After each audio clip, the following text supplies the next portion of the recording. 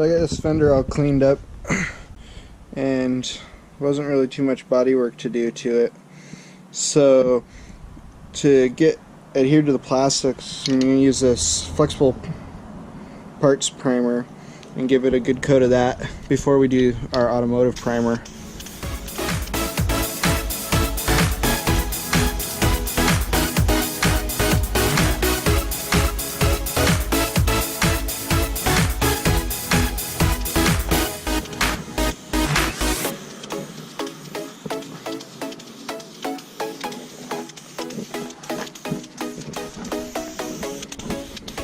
This stuff will help that paint adhere a lot better to the plastic and help it from cracking as much if the plastic starts to flex.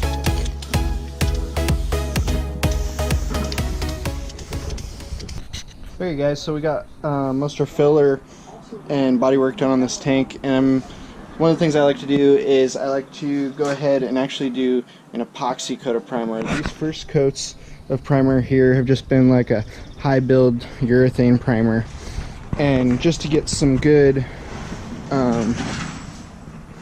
extra weather resistance and stuff, I like to actually do an epoxy primer before I paint. So let's get started.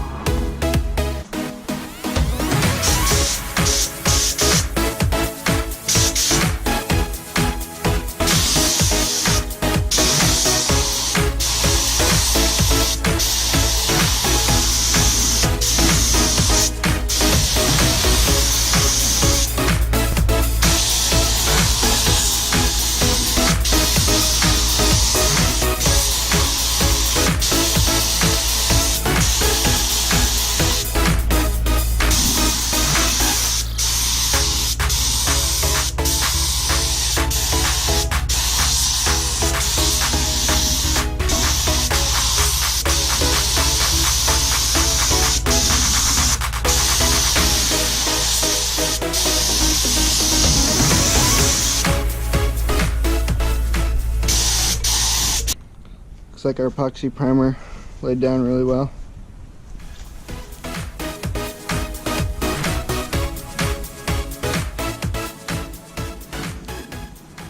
A couple bugs, we'll go over it with some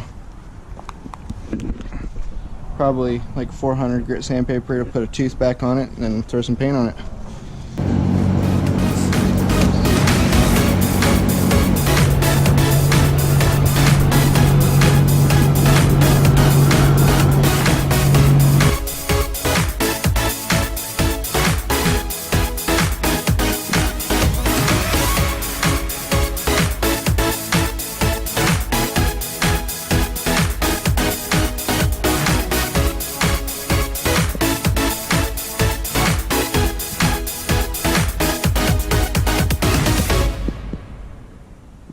So now we got 3 coats of clear coat on this guy, all nice and shiny.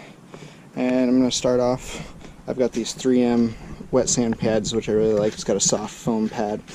I'll start off with my 1000 grit, and I'll hit it up with 1500, and then I go to a 4000 grit wet sand pad, and then from there we will go and use the buffing wheel and some buffing compounds to make this thing like glass. So let's get started.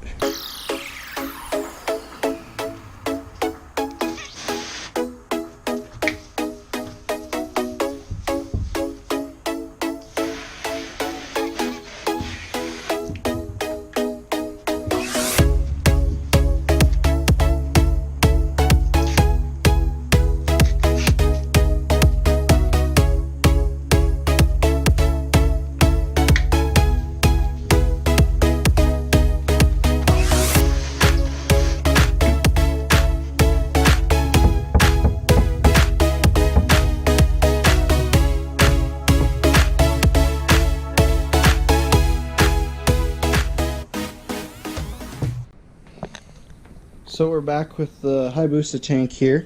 We've got it all wet sanded, and I found the best place to put these things when you're working on them is right where they're supposed to sit on the bike, because I've had them fall off of things before, and I'll just drape a an old blanket over the bike so I don't get polishing compound on the bike itself.